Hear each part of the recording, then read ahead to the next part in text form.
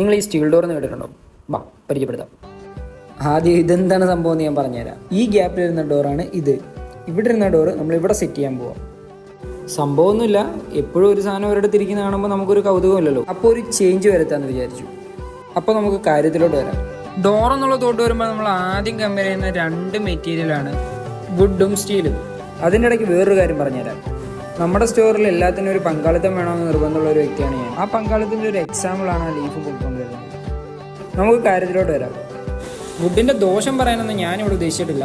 അതൊക്കെ നിങ്ങൾക്ക് അറിയാവുന്ന കാര്യമാണല്ലോ. സ്റ്റീൽ ഡോർ എങ്ങനെ ഉപയോഗിച്ചാൽ നിങ്ങൾക്ക് ലൈഫ് ലോങ് യൂസ് ചെയ്യാമെന്നും സ്റ്റീൽ ഡോർ പർച്ചേസ് ചെയ്യുമ്പോൾ നല്ലൊരു ബ്രാൻഡ് യൂസ് ചെയ്യണമെന്ന് പറയുന്നതിനുള്ള കാര്യവും ഞാൻ നിങ്ങൾക്ക് പറഞ്ഞുതരാം.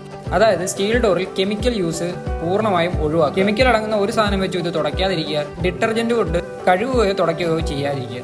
ജസ്റ്റ് ഒരു വെള്ളം തൊട്ട തുണി കൊണ്ട് തുടച്ചാൽ മതി. പിന്നെ ഡയറക്റ്റ് വെയിലോ മഴയോ അടിക്കുന്ന സ്ഥലങ്ങളിൽ ഒരു ക്ലിയർ കോട്ട് ചെയ്യുന്നത് ഉചിതമായിരിക്കും. സ്ക്രാച്ചസ് ഉണ്ടായി പെയിന്റ് കട്ടായി ടീമിനെ അറിയിച്ച് അത് സോൾവ് ചെയ്യാൻ ശ്രമിക്കുക.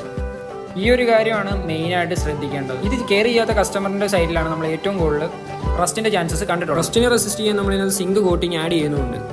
എങ്കിൽ പോലും മുമ്പേ പറഞ്ഞ കാര്യങ്ങൾ തീർച്ചയായിട്ടും ശ്രദ്ധിച്ചിരിക്കണം. മാർക്കറ്റിൽ നിരവധി ഡീലർഷിപ്പുകൾ ഉണ്ടെങ്കിലും നല്ലൊരു ബ്രാൻഡിലൂടെ തന്നെ സ്റ്റീൽ ഡോർ പർച്ചേസ് ചെയ്യണമെന്ന് പറയുന്നതിനുള്ള കാരണവും ഇതൊക്കെ തന്നെയാണ്. ഒരു സ്റ്റീൽ ഡോറിൽ സർവീസ് മസ്റ്റ്. അത് ലൈഫ് ടൈം പ്രൊവൈഡ് ചെയ്യാൻ പറ്റുന്ന ഒരു ബ്രാൻഡിനെ തിരഞ്ഞെടുക്കേണ്ടത് നിങ്ങളുടെ ഓരോരുത്തരുടെയും ഉത്തരവാദിത്തമാണ്. അല്ലാത്ത പക്ഷം ഒരു മെറ്റീരിയലിനെ കുറ്റം പറഞ്ഞിട്ട് യാതൊരു കാര്യം. സ്റ്റീൽ ഡോർ സംബന്ധമായ എന്ത് എൻക്വയറിക്കും നിങ്ങൾക്ക് എന്നെ കോൺടാക്ട് ചെയ്യാവുന്നതാണ്. അപ്പോൾ ഇതാണ് നമ്മുടെ ഫൈനൽ ലുക്ക്.